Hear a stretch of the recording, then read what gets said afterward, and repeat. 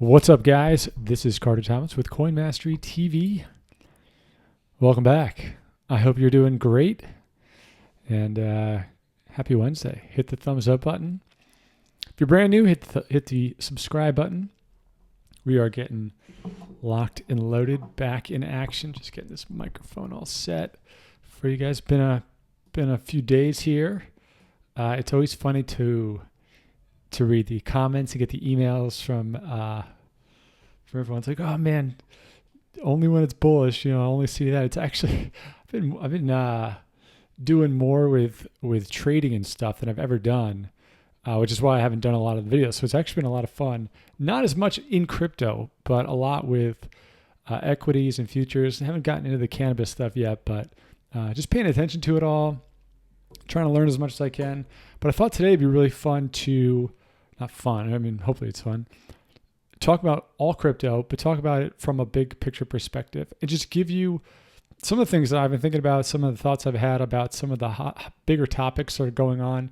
Try to put some sense to where I'm coming from, at least. Maybe not as much about price action per se, but more of where are we going? How should we think about this? Not that I'm right by any means, it's just like what I'm thinking about. So yeah, I figured that'd be fun. So we're gonna do this. We can go through a few things, and then I put together a little, like a PowerPoint slide that I think will help illustrate what I'm talking about. We'll get to that in a little bit. First things first, talking about Bitcoin. We're looking at the Bitcoin charts on BitMEX, which is typically where I like to look. And I believe, oh man, my face just got, I gotta put that float on top. Sorry about that. I believe my last video was right before this huge dump, right? Which is classic. Right as I was talking about how, it's this 70 or this next few levels look pretty good. And of course it dumps. It's kind of funny how that works. And now we're down here. And so I think the best thing to do is if you scroll out, and if you're listening to the podcast, I'll try to give you a visual or paint the picture of what we're looking at. These are the levels. So I'm just keeping these same lines that we've had up. This green box that ranges between, 72 and 69, right around there. That's been what we've been looking at. That was a kind of a trading zone, not necessarily the resistance and support levels, but where would be good entries and good exits, because then it cuts out the bottom and the top 10% of what that zone would be. And you can see that we really played around within and on top of that, broke through that. And now we're down here, right around, what are we at? 62.50. And we are what I would say is dangerously close to this support level of high 5,800, 5,890, give or take, which is really the yearly low. And people look at that because when you look at monthly charts, when you look at yearly charts, you don't necessarily go back to last year's support levels or resistance levels as much as you look at this year's, get a little bit more weight in technical analysis, at least from a lot of the guys that I've been learning from. And then when you go back and you really dig into the archives of 2016 or 2017 and maybe even in 2016, that's when you get into much longer term trends and things like that. So this next test, if we do go down and test this 5,800, that's really that's make or break in many ways. And we'll see what happens. I honestly have no idea if we just bounce around here, if we bounce off of it, if we break through. And to be perfectly honest, as a not that I would consider myself a professional trader by any means, but as somebody who's been learning, I'm full time on this. Crypto and Bitcoin is not necessarily the best place to be trading right now. It may be where you're hearing all the information from, like that's what everyone on Twitter is all about, and that's what you're used to, and that's maybe what you believe in. You really want to be a part of this ecosystem, which obviously I do too. But it's really hard to get a sense of what's going to happen in this market. And so that's all I'm going to say about the price action on Bitcoin. Obviously, I can't predict this. Anybody who says they can good for them. But, I'm skeptical at this point because there's no clear trend. And so I'm just in another one of those waiting, holding patterns and really focusing on other markets, some of which we talked about in the last video, kind of like the S&P 500, the Forex markets, which is currencies, the US dollar, euros, things like that, over to energies, commodities, because there's just way more going on over there. A lot more excitement, a lot more volatility, a lot more liquidity. So with Bitcoin, we're going to watch that. Now, I think the bigger story has been Ethereum, especially this week. I'm going to go out to the 4-hour chart, and right now we are at least on Coinbase, $170, which is pretty wild to think about that we're all the way back down here. And I'm up on the daily chart for anybody listening, and we're kind of in a no man's land in terms of the support and resistance from previous. Now, this is obviously just crushing the yearly low, which was previously 365, or I guess you could say 266 was this weak bear flag, and now we're down here at 170. And with Ethereum, I think that there's just this is what we'll talk about in the second half of the video. I think that Ethereum is really just an amazing story that nobody can agree upon quite yet. And there's practical concerns about ICOs using having to liquidate their Ethereum so that they can stay solvent, pay their bills, pay their employees, whatever. And then there's technological implications of, is Ethereum even a viable network? What's the expense of running a node? Can you even run a node? What's the technological implications of all this? And so Ethereum, it's kind of this gasoline that was used for a bubble that's now deflating, and now how do you piece together that value again?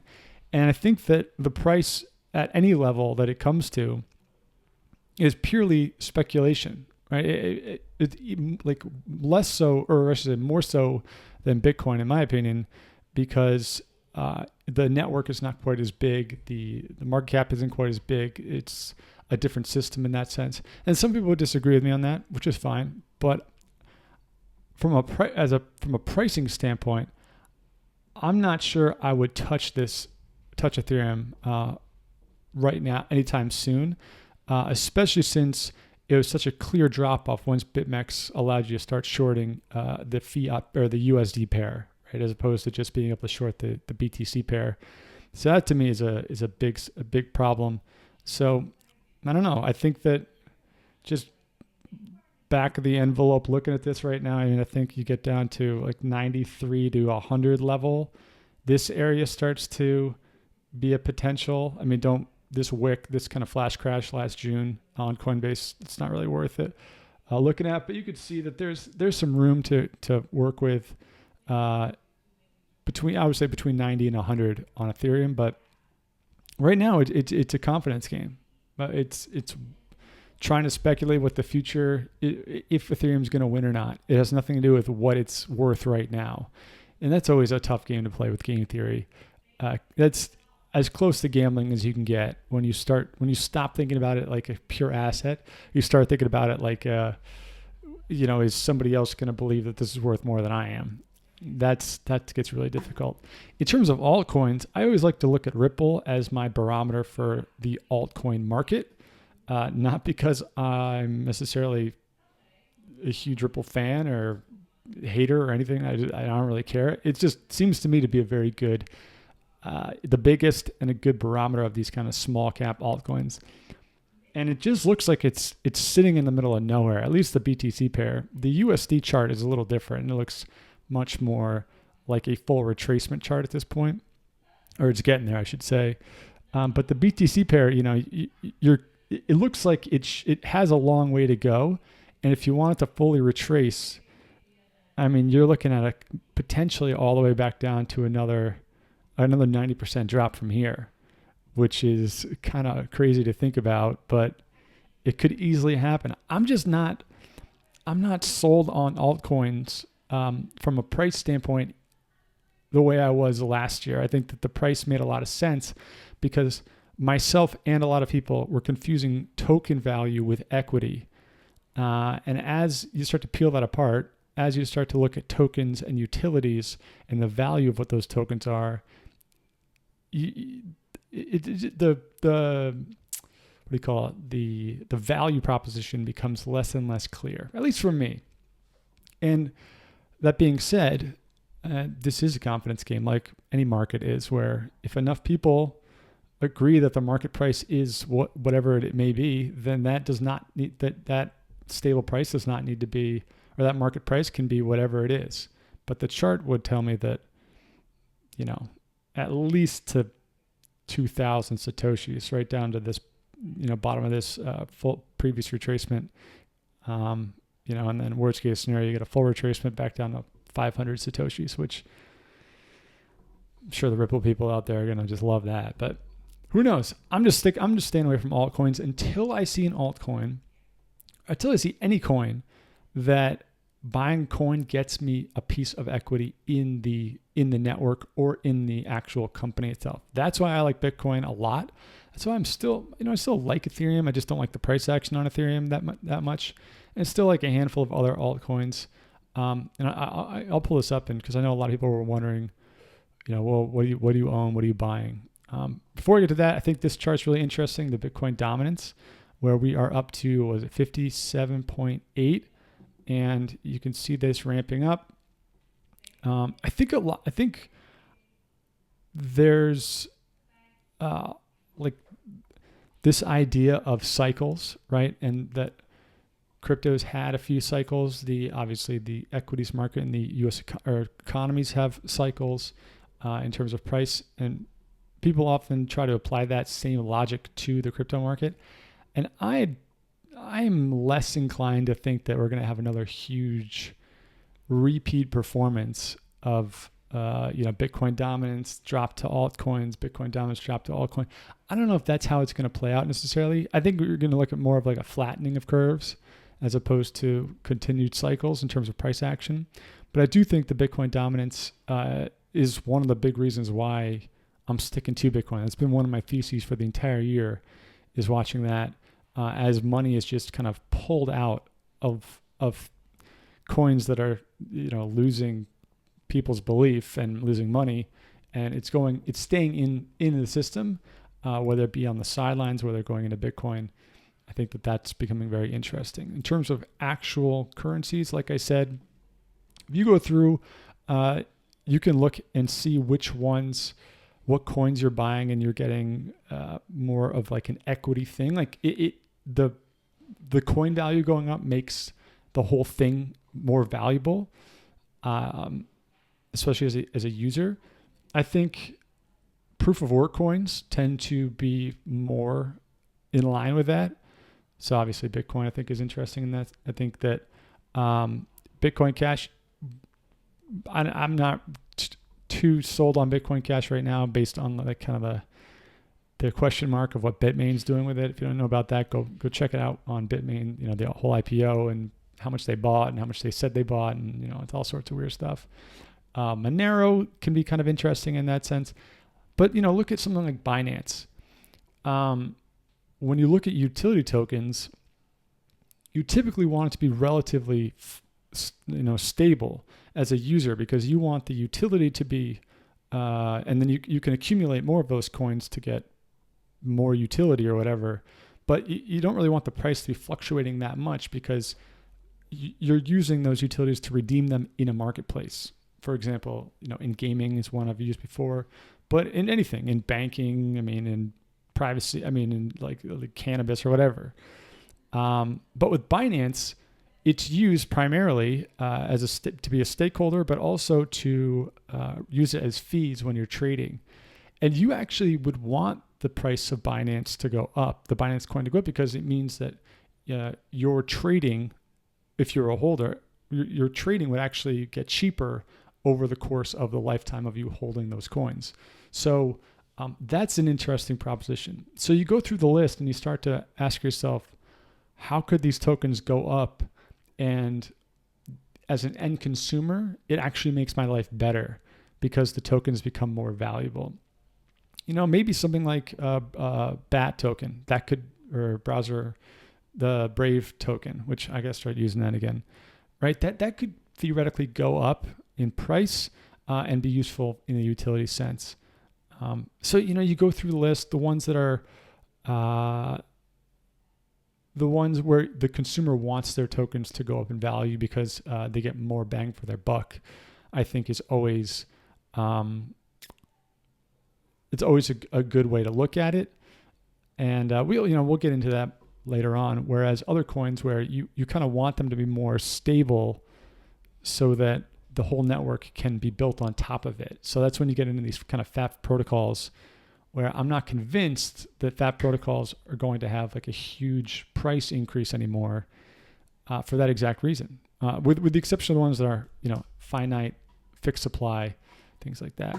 Speaking of price, Vitalik, if you didn't see this, one of the co-founders of Ethereum, he said in an interview at our conference, he's like, I don't think that there's any way that crypto can go up another 1,000% or 1,000x, I should say. Got a lot of heat from that. People were saying that's one of the reasons why Ethereum tanked. And he came back, kind of retracted what he said. And it's just one of these things where I don't think a lot of people understand how much impact they have over the price of these assets. Meaning Vitalik might say something, he might mean one thing, but in my experience, people that are investing in crypto, and especially people now who are still making buying decisions based on price and like trying to extract profits, there's not a lot of like critical thought that goes into the decision making, right? Many people made money on the way up by being told, buy this, here's a really good story about why you should. They bought it and they made a ton of money. And they think, well, that's what I did in the bull run. That's obviously that's what always is going to work. Instead of getting information, analyzing it, looking through all the different things, what does this mean? How could this be perceived by the market? What is this? How's it, what do the order books look like? What's the chart look like? And not making an impulse decision. So I think what he was saying is that there's still room. It's just that there, like, so many people know about it now. It's hard to for the demand to outstrip supply, like the way it did last year, which I tend to agree on. I don't agree that you can't get a 1,000x price increase on any particular asset in the future. Maybe it's a cryptocurrency, maybe it's a crypto asset, maybe it's something that gets securitized, but there will definitely be things, there'll definitely be markets that have that kind of run again, maybe in a couple of years, maybe in 10 years, but it always happens. I've seen it happen at least 3 or 4 times in my entrepreneurial career, which is about, give or take, 10 years now. So, it's going to happen plenty of times in the future as well. So I wouldn't let this be discouraging. I think he just meant that the way it worked last time is probably not going to go 1,000x, which I tend to agree with. Now, last piece before we get into the PowerPoint, Gemini just released a stablecoin. Now, Gemini, Winklevoss twins, what I really like about them, one of the things I like about them is that they really are playing the long game on this whole space, right? All the way from their exchange to their coins to the way that they are dealing with virtually everything that they're doing.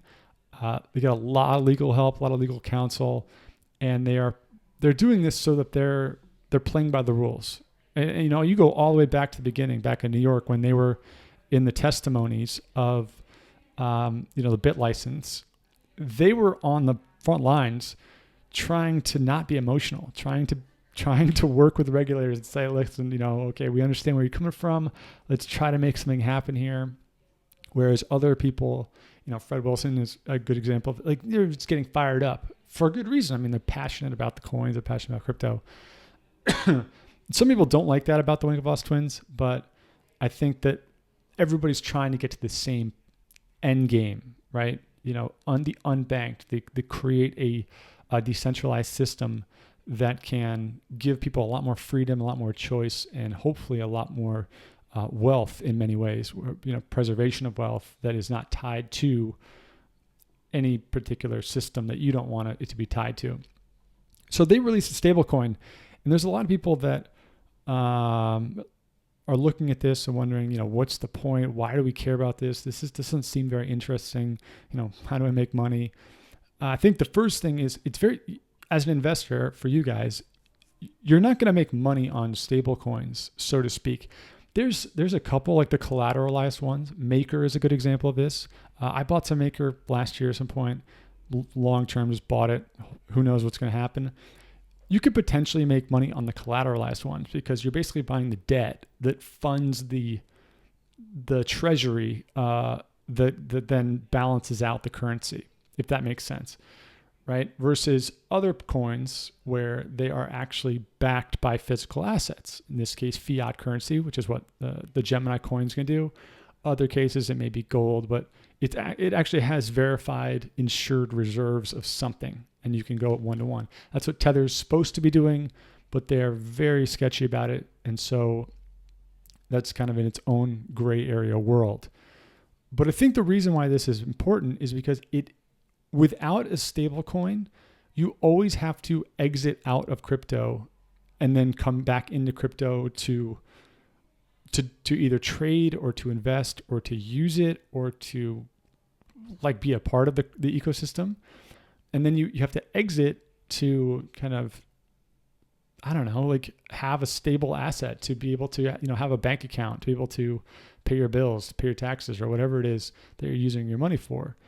But by having a stable coin that you can trust, that's verified, that's regulated, the confidence of crypto goes up dramatically because people can start to put real money into a stable account as if it was a checking account. And then hopefully at some point, that then gets tied into payments, into credit cards, into whatever else, because it's regulated, because it's actually stable, verified. It's FDIC, which in the United States is what you require for a bank or, for a nationalized bank or anything like that. So I think that it's such a huge and critical piece of the ecosystem that needs to happen. And there's a lot of people trying to solve this problem. It's an extremely hard problem because what you realize is that there really are no stable assets in the entire world. The US dollar is not a stable asset. It's being traded all day, every day against every currency in the world, right? Everyone's a dollar is a dollar, but that doesn't mean that the relative price is stable. So trying to figure out what that means, how to truly balance that in a global economy is very difficult. And they're doing it against the US dollar because the US dollar is the world reserve currency. But as that evolves, as we do go global, how do you change that, right? You can look at what I think it's like the SDR, the SPR, what the IMF uses as a basket of many more currencies. Like the DXY is heavily weighted on the US dollar. It's kind of the opposite of the euro in many ways. It's supposed to be a blend, but it's really just a dollar index. And so the SPR I believe it's the SPR, is the IMF's basket. It's a much broader currency. And so we'll see how this evolves, but those are the questions beyond the technology, right? The regulatory stuff that hopefully these guys can solve, because that way Gemini truly does become a bank, right? Instead of it being, okay, this is my crypto money, but I got to pull it out to my real life over here. All of a sudden the mindset starts to change where, hey, instead of having US fiat dollars where this bank could go out of business or something crazy could happen or, security and blah, blah, blah. You can have it in a very trustworthy crypto, blockchain-based, Ethereum-based service over here with all the same benefits of it. That's a big mindset shift for a lot of people. It hasn't been done yet. So I'm stoked on this movement. Some people aren't for some reason, but I actually think that this is super, super important for the whole thing to start working out. Now, last but not least, I wanted to end with this. Let me just flip this over here. Okay, this is a PowerPoint. Move myself over here. PowerPoint slide, I should say. And if you're listening on the podcast, it's three columns. The first column is asset, second column is contracts, the third column is everything else. And in the first column, I have Bitcoin. And what this slide is trying to represent is where I see the three paths of cryptocurrency going as it stands right now. So when you look at the, whatever it is, 1,900 coins on CoinMarketCap or however many there are, I think that this is really how it's going to play out as it stands right now. And there's pros and cons to this. And this doesn't take into account things like stable coins, obviously, but that's kind of, it doesn't really matter because you can't really invest in that, so to speak. So the first is assets. When I say assets, it is a representation of wealth. It doesn't necessarily need to be stable. It just needs to be a market, right? It needs to be big. It needs to be an agreed upon asset class. It needs to be tradable. It needs to be trusted. It can't be manipulated. It needs to be CFTC approved. I think Bitcoin has the best bet of being that, right? And when it has all the things that allow it to be traded in markets everywhere with volume that can justify it all, you start to create a store of wealth. You create a new gold. I don't personally think that Bitcoin is going to be or should be the payment network, right? Lightning, we'll see what happens. I think it'd be cool. I mean, I'm trying to get one of these Lightning nodes and learn more about it. If it happens, it happens. But to me, the obvious thing that I see with Bitcoin is just make it a tradable asset that people can hold that's worth whatever it's worth. And yes, it has volatility, but it's just a traded thing, which is something that's really what gold is. Notwithstanding the electronic uses and jewelry and all that, which Bitcoin's always going to have. Hey, you can send money or you can do payments, but it's not the primary kind of use case. Second kind of silo, I think, is going to be Ethereum. And I think that it's going to really just be it's going to leverage what it does best. I think that's really key when you think about these. What is the currency or the asset have that's unique that does the comparative advantage? And I think Ethereum's competitive advantage is not being a transaction chain. It's not being something you can build dApps on top of, which is what a lot of people are doing. I think its competitive advantage is purely about contracts, smart contracts, obviously. It's about being able to do public verification of transactions and having a public ledger and all of that. Not necessarily the fastest, not necessarily private or anything like that. It's just the biggest and has the most people working on it and potentially the most nodes on it for right now.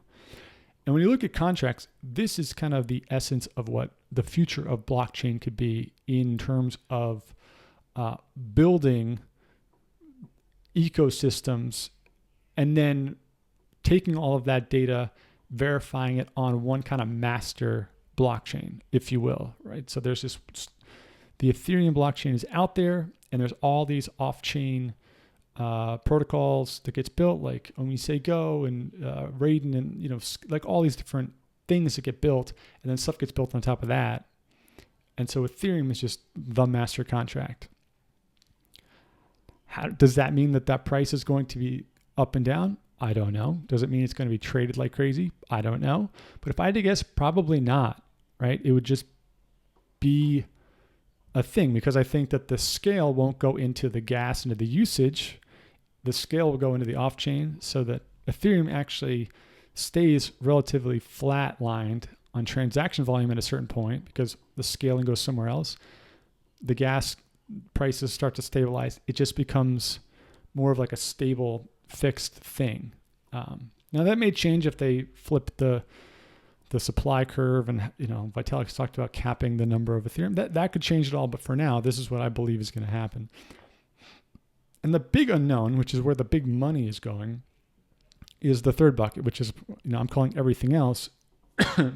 But everything else is what I would consider the application layer, which is going to be where people really focus on transaction speed.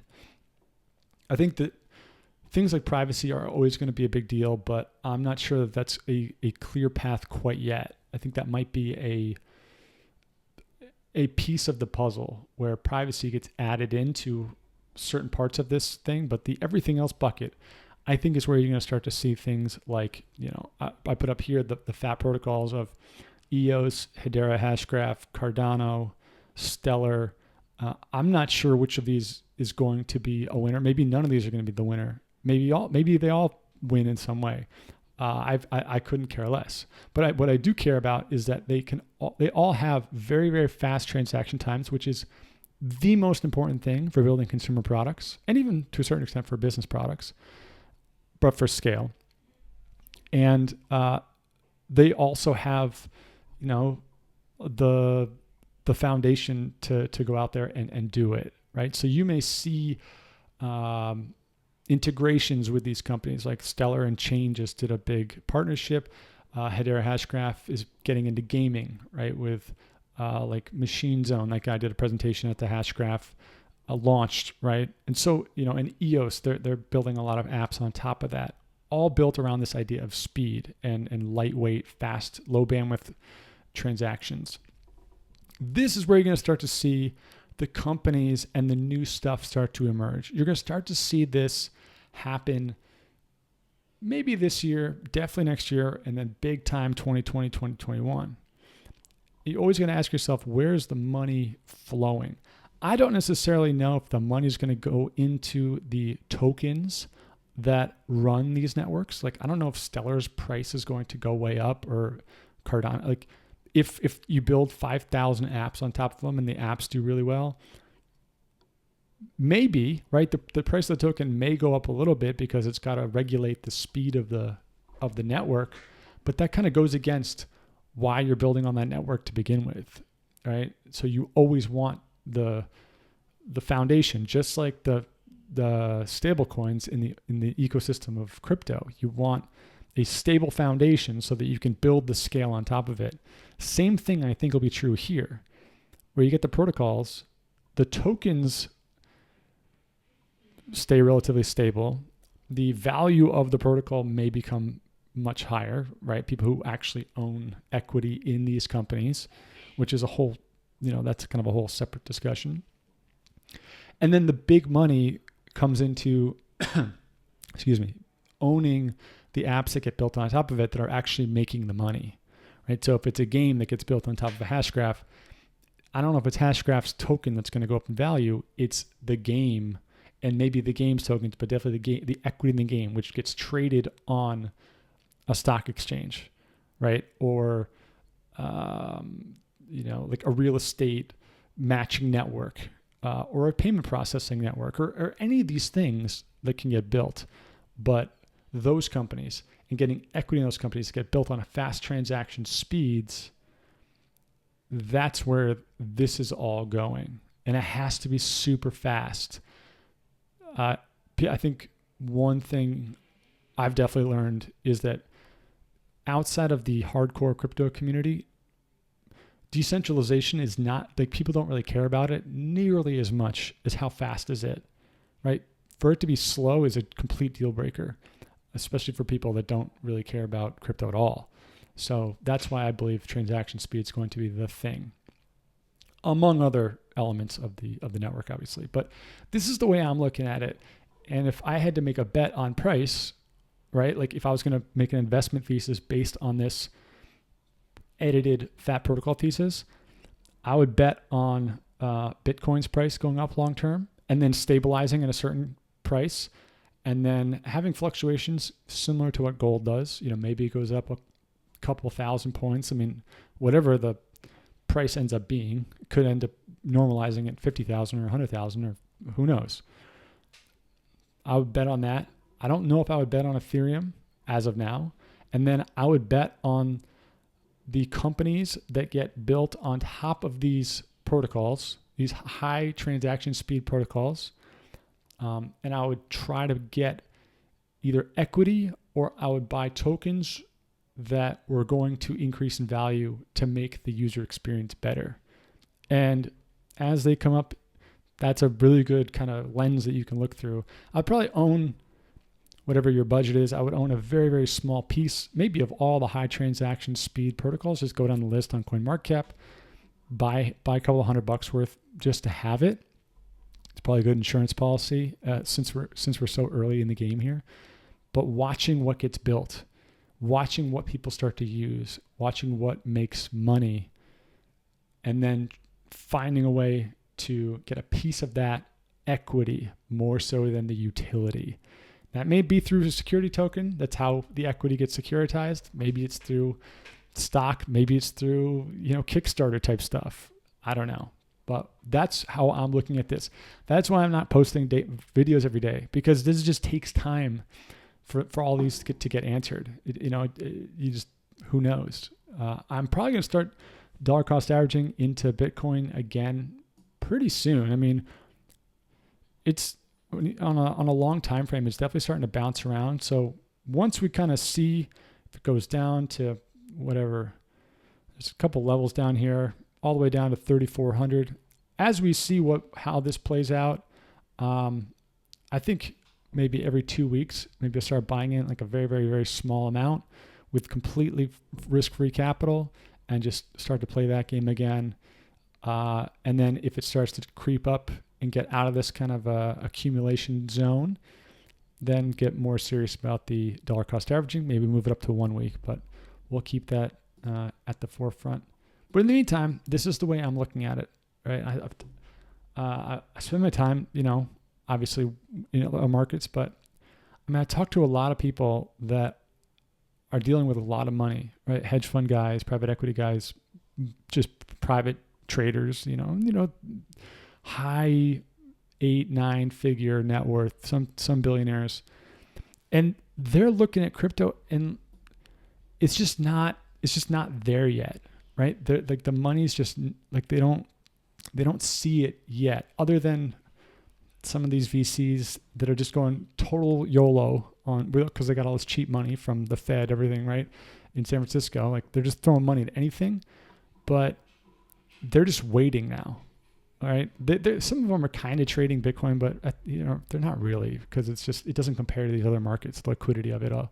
So, if that's what people that are like professional investors are doing, that's probably what I should be doing too. Right? They know a lot more about money than I do, which has always been a very good strategy in life. Is that if you see someone that is at a level that you want to be at, it's usually a good idea to emulate what they're doing and not try to do it your way, even though you might want to. But to each their own, right? Cool. So I hope that was helpful, or at least a little different. This is what I've been up to. And cool. Well, guys, I hope you have a wonderful day. And we'll be talking soon, I'm sure. Peace out.